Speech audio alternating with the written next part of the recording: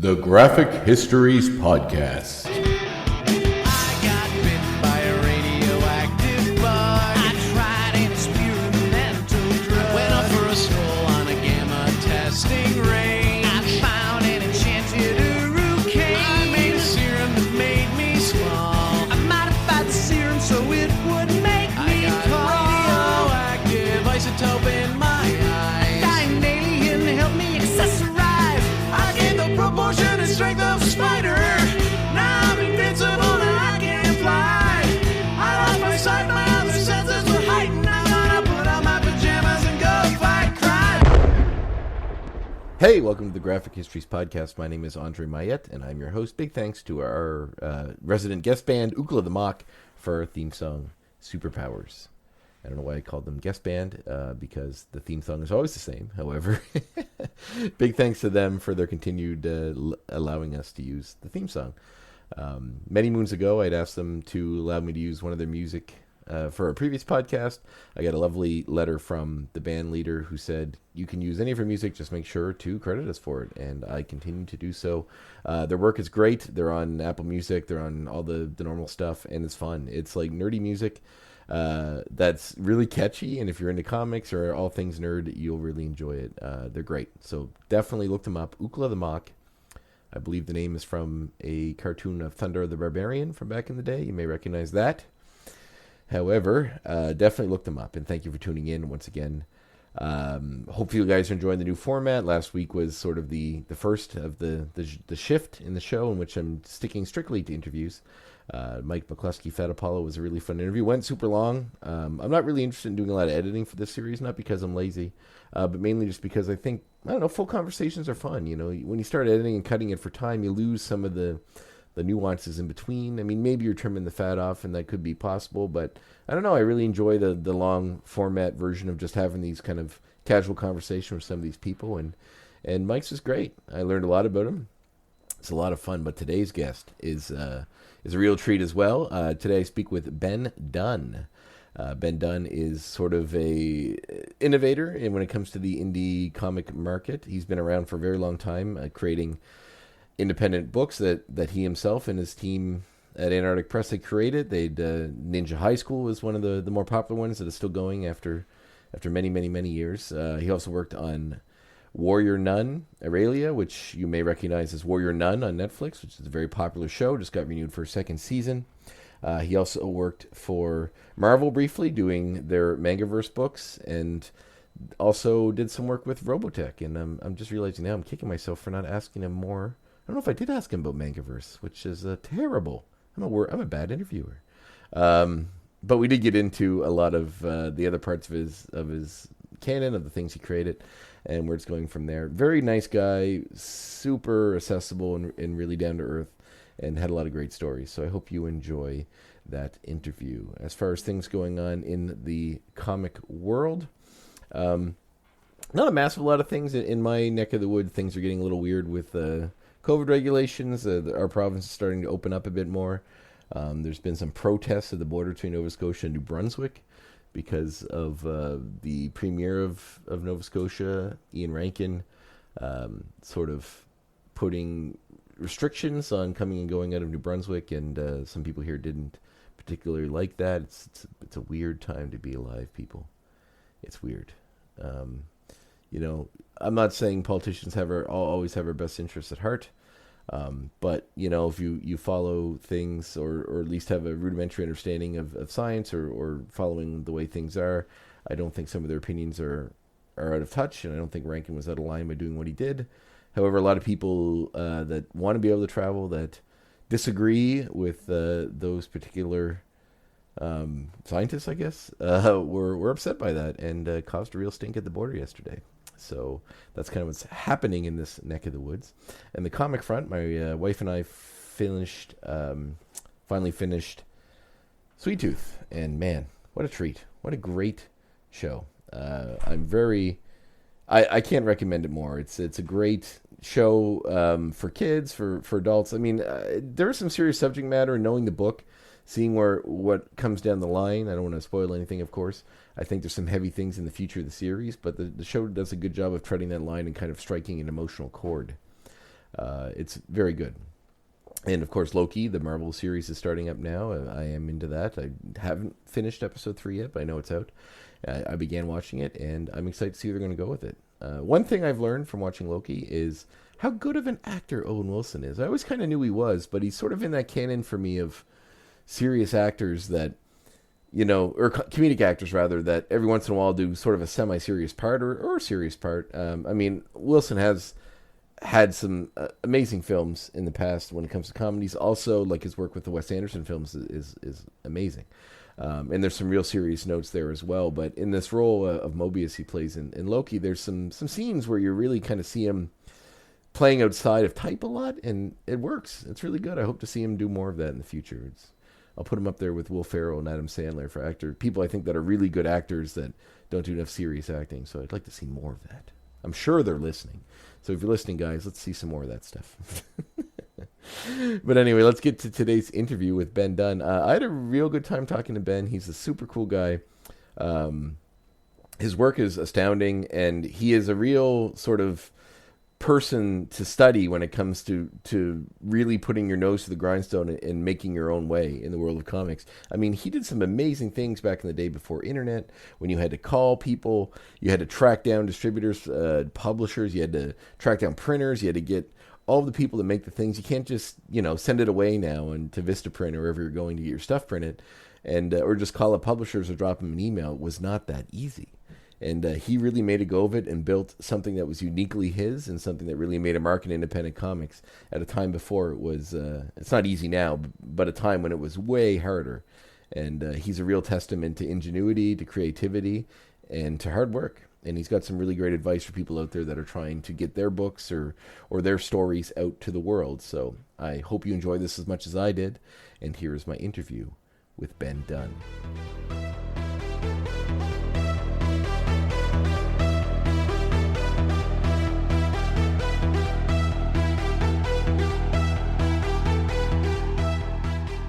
Oh, great. I'm glad we finally able to connect. Absolutely. How are you? I'm doing great. On you? Oh, not too bad. How are things down in your neck of the woods? You're in Texas, right? Pardon? Yes. It's just hot. That's the only thing I can complain about. Yeah, it is pretty warm here as well, but I don't imagine quite as hot as it would be down there, I'd assume. Where are you located? Nova Scotia, Canada. Oh, well, it must be pretty nice up there. Yeah. Actually, it's right in kind of we're hitting their summer stride now, and it's getting pretty warm. Nice and nice little breeze tonight, so it's not too bad. Yeah, I used to remember going to Anime North in Toronto, and it was always very nice there. Yeah, Toronto's a nice city. We're about by car probably 15 hours east from there. Oh, so, yeah. Wow. Yeah. You are pretty close distance. We're just above Maine. So if you look in the Boston, Maine area, just Nova Scotia is above it in Canada. Well, good. I'm glad we are finally able to connect. So what can I do for you today? Oh, absolutely. Big thanks to Peter for former guest Peter Bro for putting this forward. Just a casual conversation about your life and what you're working on and everything up to this point. So sure. Well, yeah. I'll be happy to answer any questions you may have. Awesome. So where did you were born in Taiwan? Is that correct? Yes, I was born in a town called Pingtung in Taiwan. But I immigrated to the United States when I was less than a year old. Okay. And were your parents both from Taiwan? Yes, both of them are native Taiwanese. Oh, and what brought them to the States? Well, my dad was offered a chance to study in the States, and he took it. And his intent was to come back to Taiwan, but he loved the United States so much, he decided to become a citizen. Wow. So he brought his family over. Fantastic. And is it just you, or do you have any brothers and sisters? I have one brother, a younger brother. He was born here in the States. Oh, excellent. So when you guys got here, where did you move to originally? We originally moved to Louisville, Kentucky, but we stayed there only a couple of years. And then once my father graduated from his school, we moved to San Antonio, Texas. And I lived there most of my life. Wow. What did he go to school for? He went to study anatomy. He became a PhD in anatomy, and he was a teacher to medical students. Wow. Was that something? Was that something your family kind of wanted you to go into, or was comics always something that you were kind of? Yeah, well, that was something I'm sure he wanted me to get into, but I just never had the gumption or the motivation to want to do it. I loved comics. I loved pop culture. I loved movies. And that was something that I really wanted to do, but he didn't quite understand because, he didn't see any he didn't see any potential in it. Yeah, that's funny. That's something I often hear from people that I talk to, especially like in the comic, writer artist sort of field. A lot of the parents seem to always want the kids to go into some stable sort of career, in comics. Yeah, get a real job, right? Yeah. Do you hear that a lot growing up? Oh my gosh, too many times. Yeah. So where did comics start with you? Was it like, what was your introduction into comics? Well, we got the daily paper at the time when it was delivered, and I started reading the comic strips. I was a big fan of the Peanuts, but I liked really all the comic strips, and I read them all. I would take the comic strip section and just read it, and then as I grew older, I discovered comic books. Originally I think somebody gave me a couple of old comic books. I started reading them, and I think I started with like the Harvey books, like Richie Rich, Casper, Hot Stuff, all those. And then I graduated to reading Marvel and DC. Wow. So initially your intro was American comics. Pretty much, yeah. I skipped over the Archie. Didn't care much for Archie. No. So did you go to school like for art, or like is it just something you picked up as you went along, or? No. First of all, my parents were not willing to, put up the money to take me to school. But I did have lots of comics, and I bought comics. Went to there was a convenience store on my way to school, and I would drop in when I had my allowance to buy comics right off the stands. And, I bought X-Men, I bought Spider-Man, Fantastic Fours. I was really big into Marvel. DC never really appealed to me until much later. And then I started copying and drawing my own books. So that's interesting, actually. So what do you think the drive to Marvel was for you when you were that young? I think it was the covers. They were very appealing. I think that just the art looked better. They looked always very exciting. Marvel always seemed to have covers that draw you in immediately. Yeah. And the art in DC seemed kind of bland, not very enticing. It wasn't until much later that I think they started getting better at it. But Marvel was the go-to comic company for me at the time. So as a kid reading comics, did you have a lot of contemporaries in your school that were?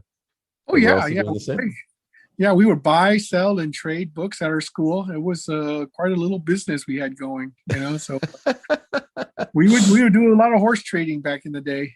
Oh, that's fantastic! A good way to get the books that you can't normally get, or to keep the habit going, for sure. Oh yeah, well there was no internet back then. There was no way you had to physically meet a collector or go to stores or go to the flea markets or places like that. Fortunately, I was able to when I got old enough, I was able to ride my bike or take a bus to go to the local comic store, started heading there. And I went to a lot of conventions once I started to learn how to drive, and just started buying books right there and then.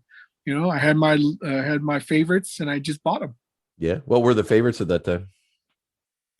Oh, well, gosh, I loved Fantastic Four. That was my big thing. That was one of the titles I really, really fell in love with. A friend of mine introduced me to the X-Men, and I bought like my first X-Men was like X-Men 105. Oh, wow. Yeah. So what year are we talking about here, roughly, that you were doing this? I think it'd be like 1975, now a little bit later than that, but somewhere in the 70s, mid 70s.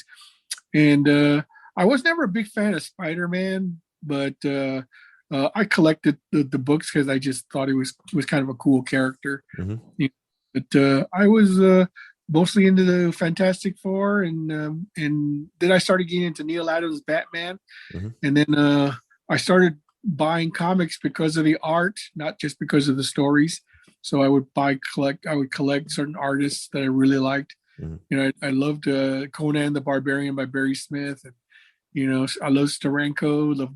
Jack Kirby was an acquired taste. I didn't care much for his art at work at first, but I slowly began to really like it, which is ironic because I love Fantastic Four so much. I was going to say must be a hard. Well, his art was different on Fantastic Four than when he was working for DC and then later Marvel stuff. You know, it looked way more blocky, you know, way more over the top. I mean, back when he was drawing Fantastic Four, he had a semblance of trying to at least draw more realistically, you know, and more of a conventional layout, you know, which seemed very exciting at the time. But as Jack Kirby in his later days did, he definitely changed his style to something a little bit different than what he started off as. Do you find that, like, I agree with you, because I looked at some of those old, like I have some of those artist books, the big ones that have like the full-sized art pages for Kirby's work on Fantastic Four and stuff.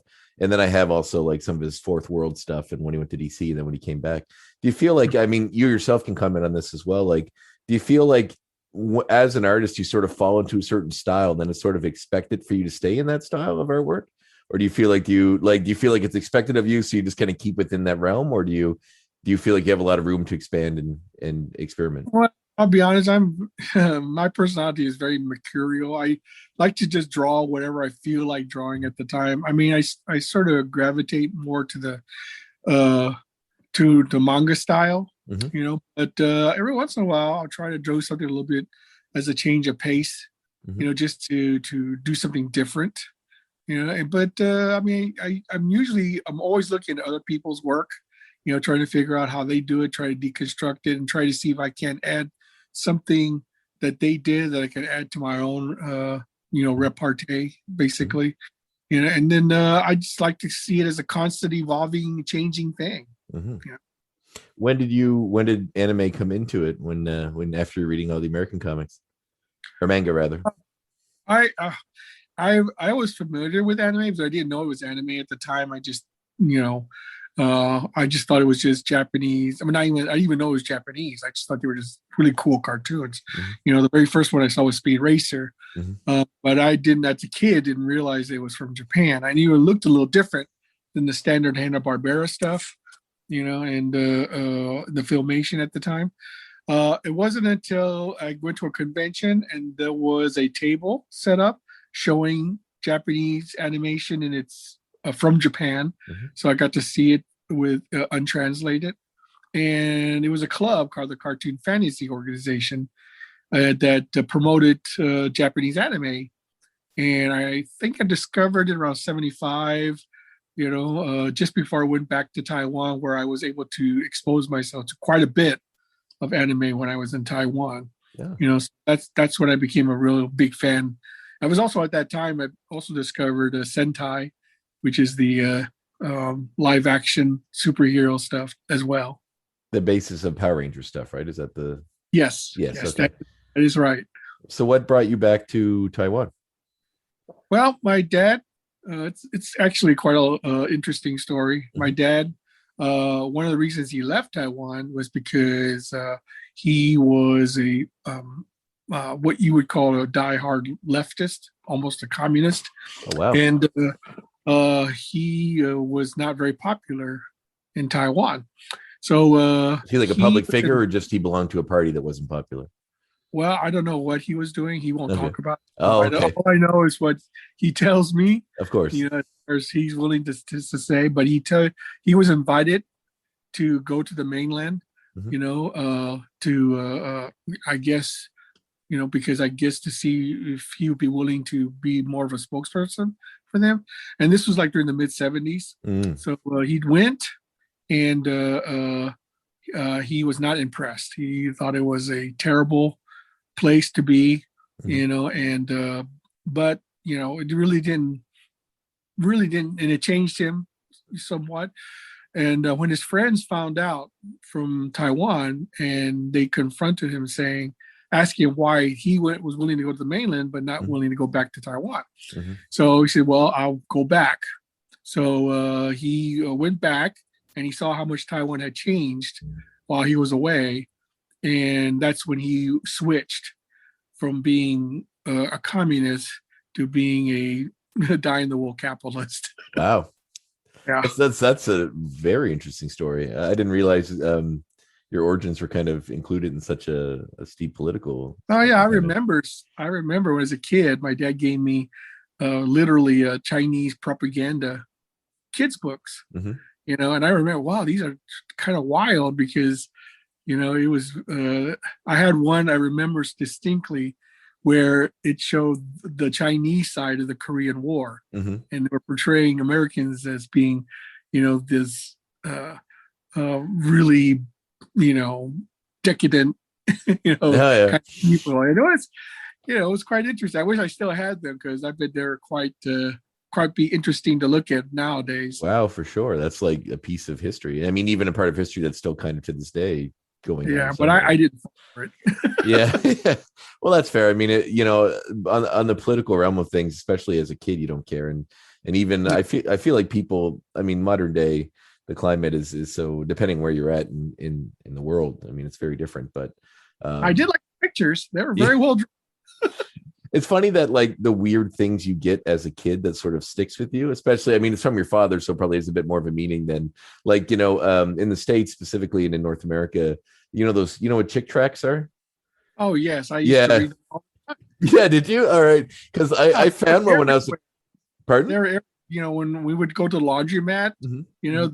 they were everywhere. I mean, yeah. At the time, and they were free. So I was like, oh, cool, comics for free. So I started reading them, and they were pretty scary. Yeah, they're I have a stack of them, actually. Let me can see underneath the hammer there's a stack of them, because a friend of mine who kind of collected them just as a gag, he moved away, and then he gave them to me. He's like, here, you have these. And I remember as a kid, my brother found some in like the bathroom at a Walmart or something, and it was all like the Beast, and it was about the reckoning coming and the end of the world, and just all designed to terrify the hell out of kids, right? So I'll tell you what, I have to admire that he was willing to do as many as he did. Oh yeah. The artwork actually was very well done. Yeah. All things considered. It wasn't. I mean, he really spent a good amount of time making high quality work. I mean, I was impressed. So. Yeah. It's amazing how you can kind of appreciate aspects of work, but also be terrified by the other part of it. Like just enjoy it for what it is, and not necessarily what it's meant to elicit out of the people that it's the whole thing about art. Art is very subjective, but if it can change people's minds or make them appreciate something, or entertain them in some fashion, then that's what it's all about.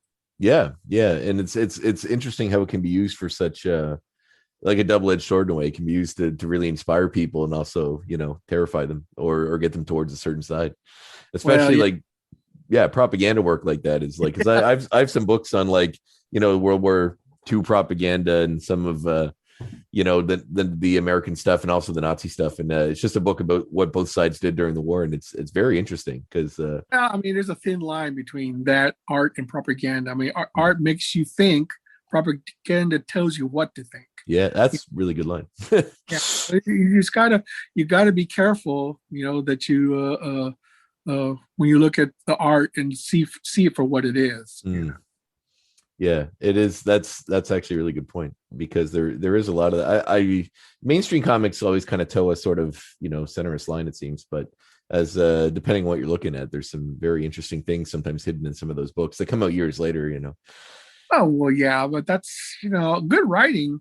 The way of being able to tell you a message without you realizing you've been given a message. Exactly. To me, if you're beaten over the head with it, then I think that's not very entertaining. I agree. Fails as writing, because you can't think of a better way of expressing your opinions or your message in a way that is not so overt. And that kind of stuff turns me off personally. I mean, me too. It may entertain others, but for me personally, I mean, I'm an old fart, so I have a little higher degree of what I enjoy as far as reading material is concerned. For sure. I appreciate like I watch a lot of movies. I'm big into, I do a bit of writing myself, but nothing nearly as big as that.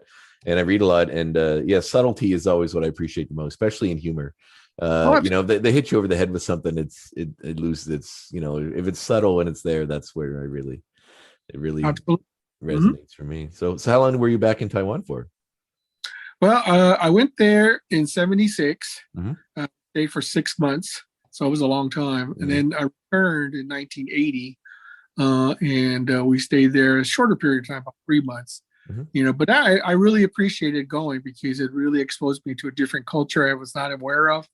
It exposed me to a pop culture that I was not aware of. Mm-hmm. Where I discovered manga. That's where I discovered anime. That's where I really was exposed to a lot of anime. And I was able to see a lot of martial arts films, a lot of Asian cinema. That is nothing like I had ever seen before because I see nothing but American movies up to that time. So it was quite education. Were your parents not that keen on keeping you in touch with that part of your heritage, or is it just something that you were so immersed in American culture that's just what you saw? I think after a while, once we got old enough, I think they decided that wasn't worth it. Pretty much do whatever I wanted, and that's what I did. I decided just to do what I wanted. So what manga comics did you discover over there that kind of got you into that world? Well, the biggest influence for me was Go Nagai's Mazinger Z. I discovered that manga. That changed everything because I had never seen a giant robot manga or comic book before. What was amazing about manga in general was the storytelling.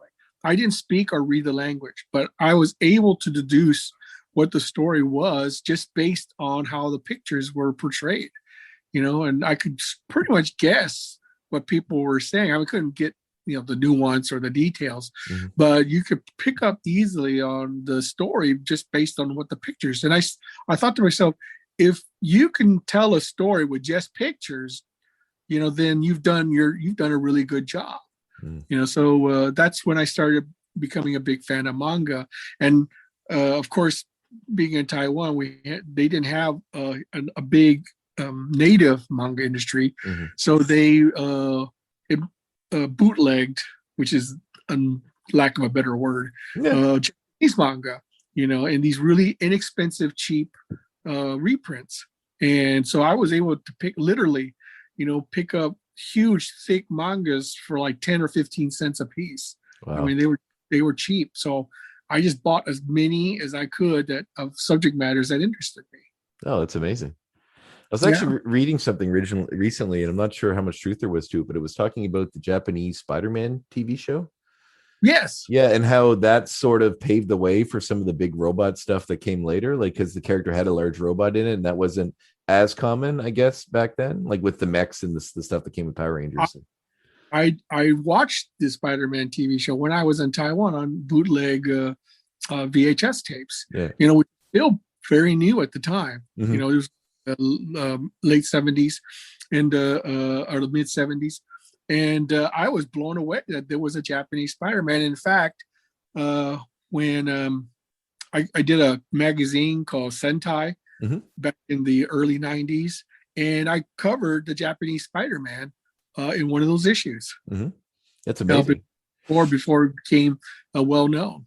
It's kind of interesting because Spider-Man in recent years has sort of become like the Spider-Man mythos in the family, because there's such a broad amount of Spider-Men and women now in the comic universe, even in the games and even in the movies, the animated ones and stuff.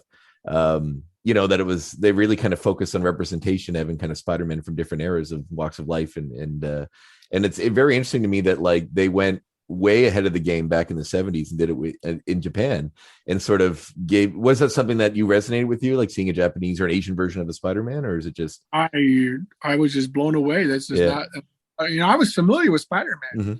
I saw the show, I says, this is not the American because it had the giant robots, but the action was just crazy. I mean, it was crazy. I mean, I'd seen the American Spider-Man TV show, the time, and it did not compare to the wild action. Of course, I'm sure the Spider-Man show was aimed at a much younger audience, Hmm. and but what I was blown away with was that the level of action and violence, that was allowable Hmm. on Asian, TV was Oh way, yeah. so, but I loved it. It was great, and I had been affirmed. I was trying to promote it. People didn't believe me that there was a Japanese Spider-Man at the time. I mean, yeah, there's a Japanese Spider-Man. You should check it out. Well, of course you could, but like I said, I when I did the our magazine Sentai, Hmm. I did a article on the Japanese Spider-Man. No. Well, let's get to that then. So when did you start creating what was your first sort of hired work or work that you got out there, published work for comics? Well, my first published work was Bloody Bones and Black Eyed Peas. That was the very first comic that I actually got paid to do. Hmm. And it was done by a company called Galaxy Comics, which is a local San Antonio based comic book company. And I think they only hired me because I work cheap.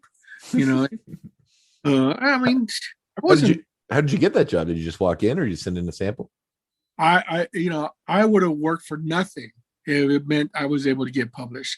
I mean, because when you're first starting out, I mean, there was no crowdfunding back then. You either had to find a comic book company to work for, or you had to self-publish. And this was before the direct market, so there was no way, you could self-publish. You had to break into the mainstream comic book industry, and there weren't that many comic book companies out there. And so when a local company was hiring, I immediately, applied, and I got the job to do the book. So I was very happy. But then after about a year, the company went under, so I guess it didn't sell that many books. So but then at that time, the Turtles had started coming out, Mhm. and that opened the floodgates for independent comic books to get Oh. the direct market started to become a thing. Mm. So I started Antarctic Press in '85, applied to be distributed by Diamond and Capital City and Heroes World and every single distributor I could think of, and just started self-publishing our own comics. That's amazing, especially the time period, because Yeah, to from the ground up to start your own company like that, like with printing and those costs and everything, it's crazy. That's like it was, because there was nobody at the time who was a printer, or at least locally. There was nobody locally at the time who would print comic books in the manner that we were familiar with. yeah, like this The type of print. Exactly. And I had to actually contract three different companies: one to print the interiors, one to print the cover, and one to actually bind the book. Wow. So like Yeah. how like were you just calling people or sending letters all around? Because there's no internet at this point, right? Like to get I find these people. own book, and I found companies that were willing to do each part. So I would have the interiors printed. I would load them into my car, drive them over to the binder, and then pick up the cover, take it over to the binder, and then the binder would put it all together. Wow. So did you have like a regular job at this point, or like were you like I doing think something? school. Okay. I was going to St. Mary's University to become a marketing major. Mhm. I got pretty close to graduating, but I never graduated. So because Antarctic Press started taking more and more of my time, Mm. and I thought to myself, you know what? I don't want to be a marketing major. I want to be a comic book publisher. And so I quit school because it was just a money drain as far Mm. as I was concerned. And that was money I could put into Antarctic Press. And that's what I Wow. decided. That's amazing. Uh, Thank People forget how much, like, I mean, when I was young, like I'm 35, so like when I was a kid, Turtles was like the thing, like the cartoon version, right? So people like general people that aren't into comics or don't know much about them really forget about how like world shattering that and those original Eastman and Laird comics were, as far from indie aspect, because that really just blew the lid off like what you could expect, what's open to you as a publisher, right? Like what you could have come your way, because that's a massive franchise that to this day I don't think there hasn't ever really stopped making turtle cartoons. If they did, it was like a year in between. So like it's just been a massive thing. And at the time, when it became such a thing, but with that movie in '89, it really, like, all these other indie stuff started kind of getting traction and getting in the forefront. So that's really cool that you jumped in on that. That's the one thing that the Eastman and Laird did with the Turtles that really was a groundbreaking and revolutionary. Was that I remember seeing an ad in the Comic Buyer's Guide for the first issue of the Teenage Mutant Ninja Turtles. I just thought the title was just crazy. It was it's nothing I ever heard before. And I ordered a copy and got it in mail. And it was different. It was bigger size. It was black and white. And then it just took off for whatever reason. It just really took off. And then we decided. I decided that hey, if a guy like this can do his own comic book and get it distributed, then I see no reason why we couldn't do the same. So I started Antarctic Press and I started doing my own comics. But my bent was that I was going to do manga-inspired comics. Back in '85, that was not a thing. No one, hardly anybody had ever heard the word manga, or even knew about it as an art form. It took a long time for it to finally start catching on. And now it's ubiquitous. Well, yeah, it must blow your mind at that point, seeing it nowhere, to go into like a normal bookstore and see a whole wall of anime or mangas now. Yeah, it's really a testament to the art form. Absolutely. Like, I have friends with children, and and their kids are like 12 and 8 or something. And, he's like, he wanted to show me her art because I do art and stuff. So he said, come in and look at it. And it's all manga and anime inspired, like all of it. They're like big into Naruto and like Sailor Moon and all this stuff that, like, when I was a kid, you just caught on a cart, like Sailor Moon, you had to watch on YTV and that was it. Like, you couldn't really see the comics. You couldn't really track down that stuff as much. But it was still around. And it's funny because when I talked to Peter and we set up this interview, I had a great deal of nostalgia because as a kid, I only had, maybe a handful of comics that I would pick up along the way, but one of them was the Ninja High School comics. So, and I was like, wow, it's such a funny small world that I finally got a chance to talk to you about it. So was that the first book you did with Antarctic, or? No, when I started, the first book was an anthology book called Manga-style. A play on the word manga and great title. Magazine. Yeah, I thought it was pretty. Yeah. And then we just started doing I got a group of my friends who could draw and wanted to do comics, and we each did a story and we put them into the comic book, and then we just started getting submissions from, the first issue sold pretty well, at least at the time. And we started getting submissions from other creators, and we started doing more and more books. And then at the time, I decided I wanted to do my own series, a mini series called Ninja High School. And originally it was only planned to be 3 issues, so I did a really short self-contained story that lasted only 3 issues, but the response I got and the sales were so good that I decided to continue the series, and now it's still going on even today. Yeah, it's funny that you tried to kind of eschew the normal long format of because the manga books, for the popular ones, they're massive. Like, they're going for, I collected the Lone Wolf and Cub ones, and these collected editions are like like a wall in my library. There's a lot of them. So yeah, it's funny that you tried to eschew that format, yet you still fell into it just because of popularity, and also I'm sure the stories kept coming as time went on. Yeah. Well, it was quite a trip. In fact, next to I used to be the longest running manga inspired comic, but Go Digger has overtaken me because I took a hiatus for about 5 or 6 years. So, but I'm right behind him. So wow, that's cool. Next year will be I'll probably get to issue number 200. And it'll be the 35th anniversary of Ninja High School. Wow, that's amazing! Congratulations. Thank you. It's huge. Like, there's people that I have great respect for people that have long-standing books that carry on through the years and keep going. Don't dip in quality, like just amazing books. I was thinking, like, when I was looking at the history of your work and how long you've been doing it for, especially with this comic specifically, it reminded me of, like, Sergio Aragonés and like Stan Sakai and these guys that have been doing these books forever, and they're still amazing. It's fantastic. Well, those guys are masters of their craft. I would I would be remiss to place myself even in their company. They're just well. people.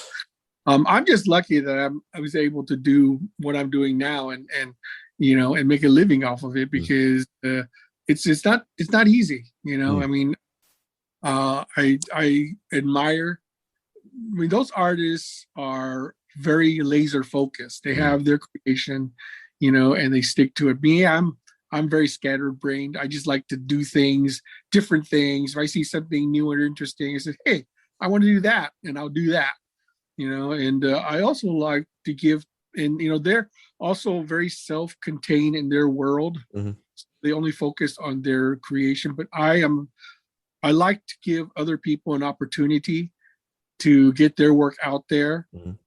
And one of the things I really enjoy doing is giving young and up and coming artists an opportunity to get published. Wow, that's amazing. That's super cool. Yeah, I know when Peter mentioned that he had that he had a relationship with you, I was like, how would that, you know what I mean? Like the concept of how that could occur, like just some guy from out this way that, is trying his hand at writing and doing well, and then connect it with this sort of bigger world of indie publishing. It's astounding to me in the modern world that you can do that and make connections with people like yourself and make those dreams come true. It's amazing.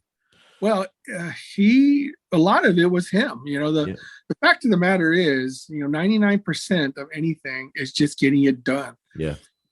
Peter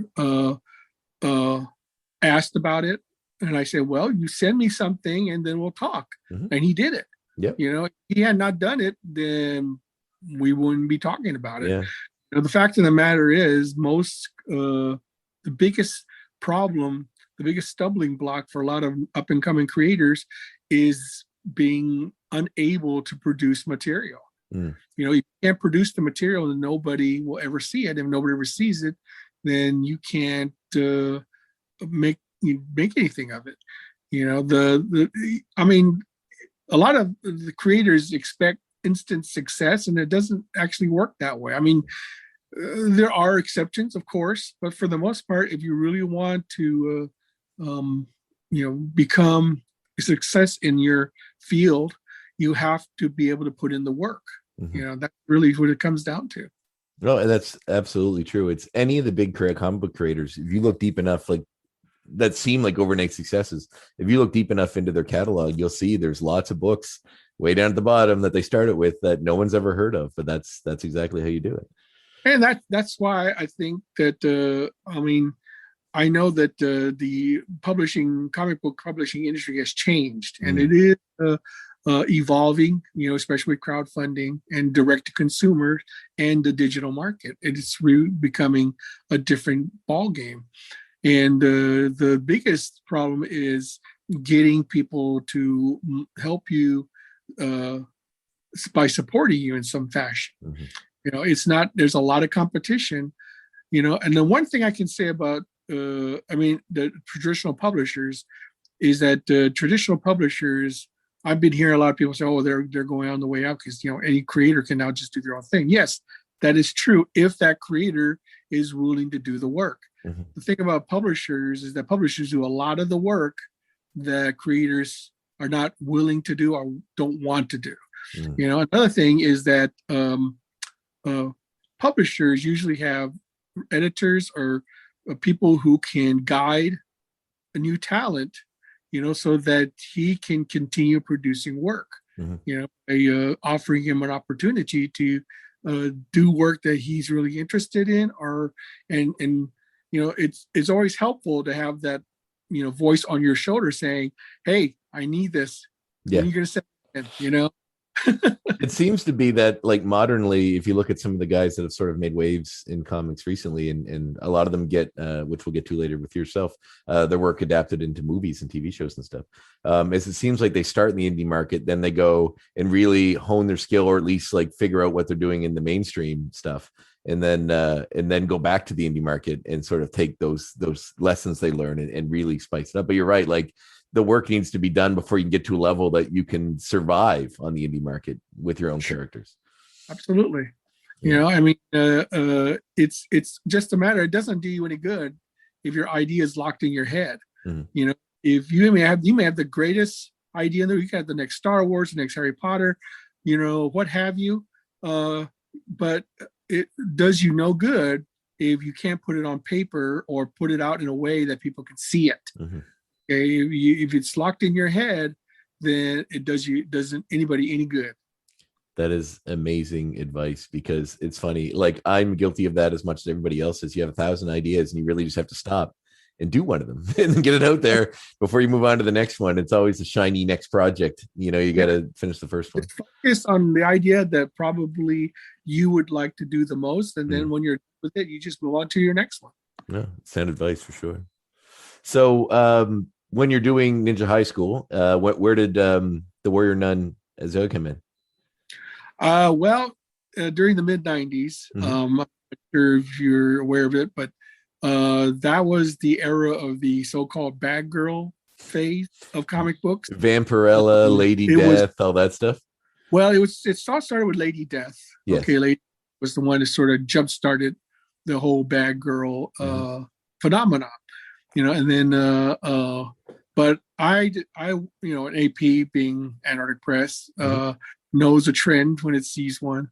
So we decided to create our own bad girl, but I decided to take a different tack. I decided I wasn't going to create a bad girl. I was going to create a good girl, and I thought, well, nobody's ever done a superhero nun. So I decided that's what I was going to do. So I combined the words warrior and nun, two words that you would never connect, connect them together just to get people to say warrior nun. What the hell is that? See what was all about. And that's where the idea came from. I did a couple of sample pages, did a couple of designs, and all the guys at Antarctic Press seemed to really like it. So I ran with it. And that was when I decided to do Warrior Nun.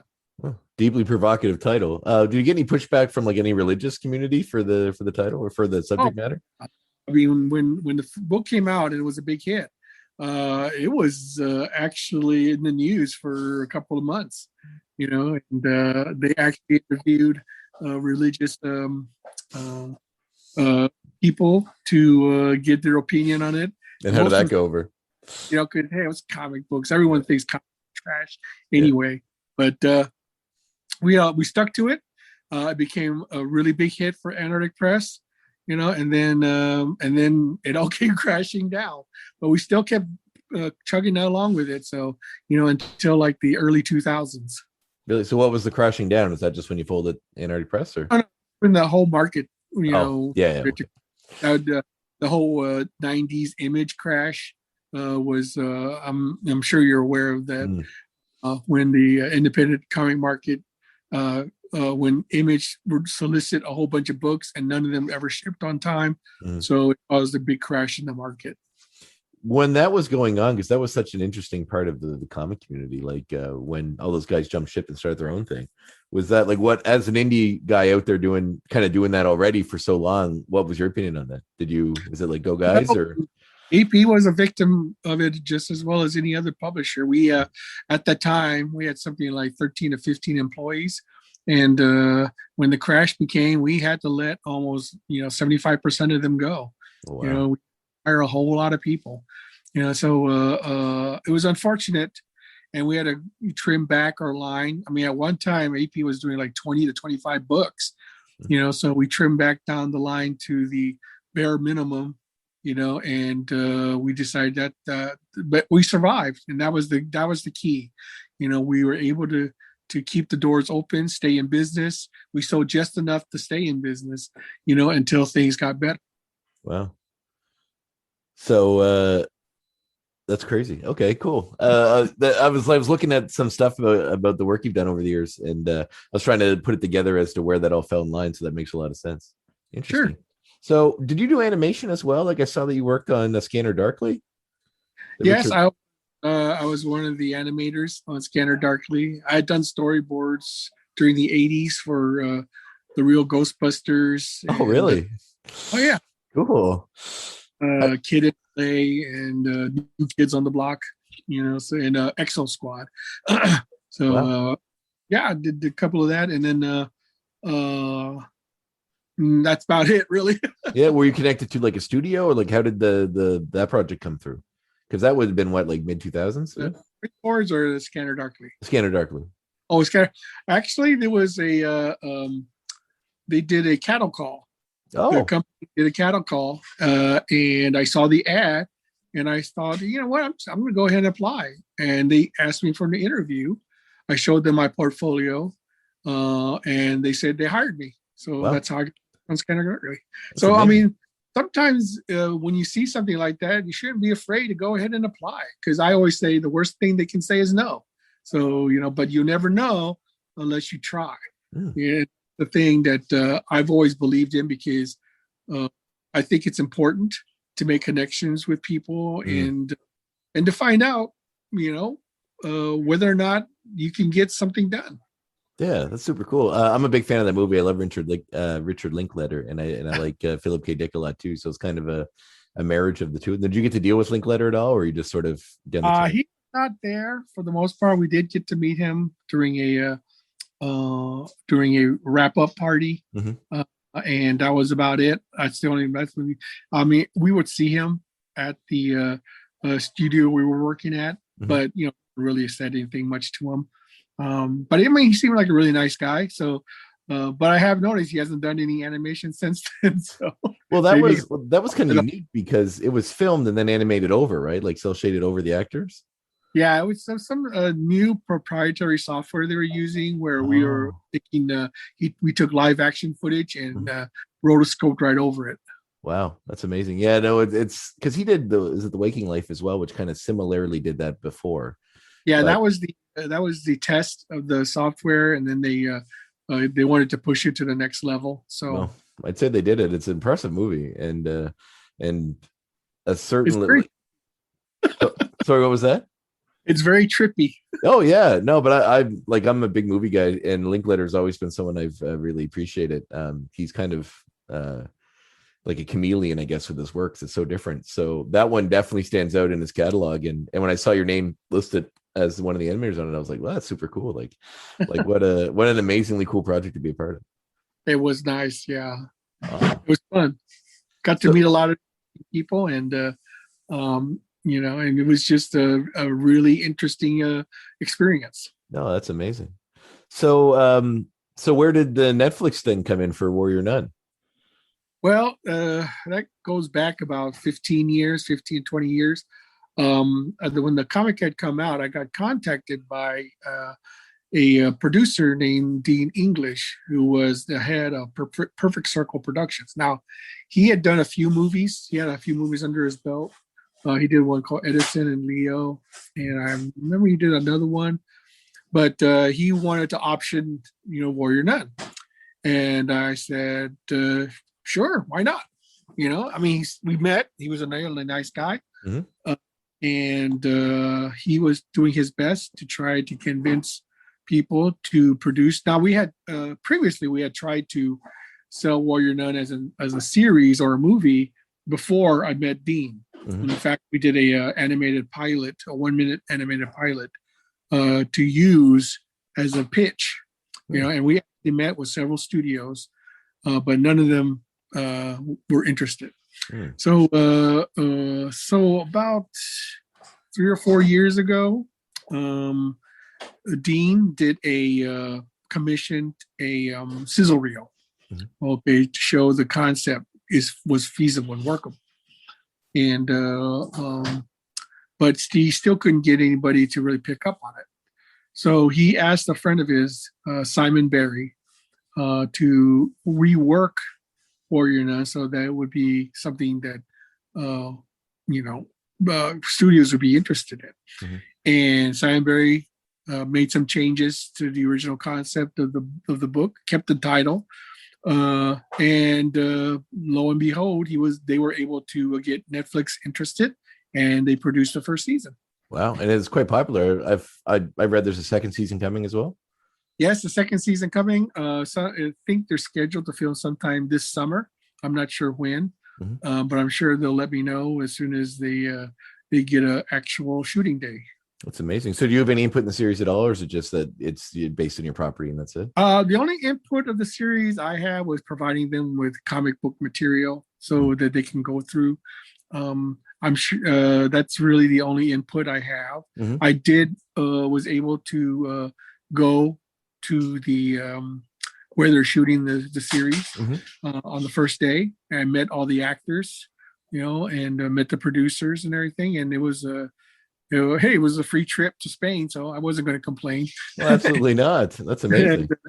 But that's and then they got to. I did some sketches for them, and that was about it. Really, that's the extent of my involvement with the series. Mm-hmm.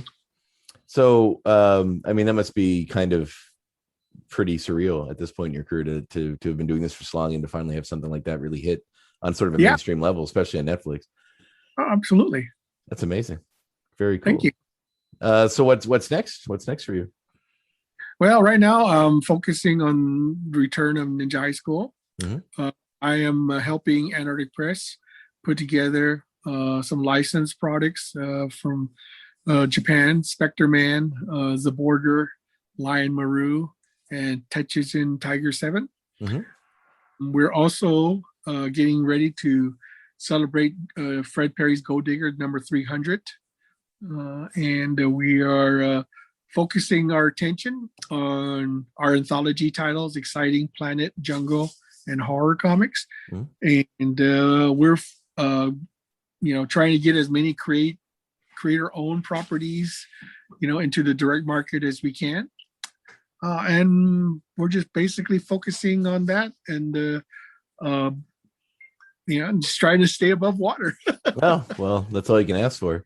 Actually, that's funny. You reminded me of something I meant to ask you about earlier, but I just totally blanked on.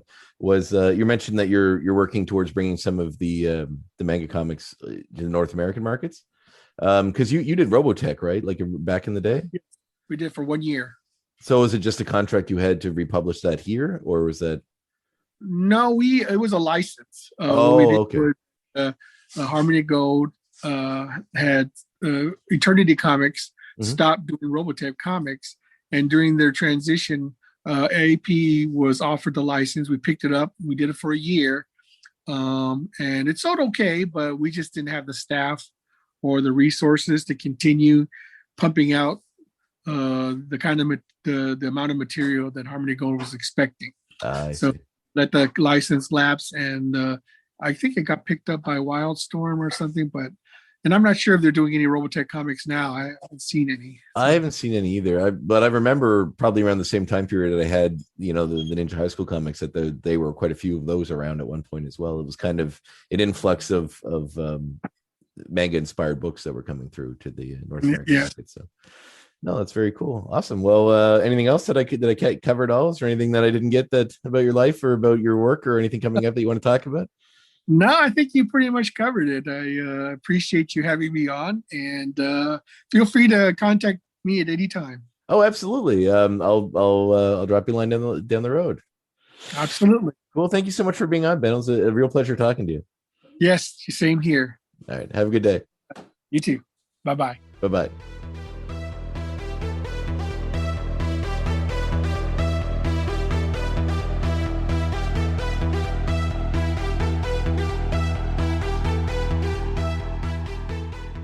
That was a really fun interview. I'm really kicking myself for not asking him a question about Marvel Mangaverse. It seems like it would have been a really important thing to ask, and I feel bad that I didn't, because it's be a big part of his career. I'd imagine at that time when Marvel had done it, it was sort of this new initiative, and I am super upset with myself for not asking him that. But hopefully there's some information out there about it. If you want to go do a bit of research, maybe I'll have him on the show down the line and we can talk about it more then. That would be cool. But in the meantime, I hope you take some of his advice to heart. If you're an aspiring creator out there, he had some great words, especially the one about you could have the greatest thing in the world. You could have another Star Wars, you could have another Harry Potter, but if it's locked in your head, it's not doing you or anyone else any good. So take that to heart, young creators. Get out there and put your stuff out in the world. So I hope you took that lesson to heart. I hope you just enjoyed the interview, and I hope you tune in next week for another featured interview. Thank you very much for tuning in, and I will catch you next time.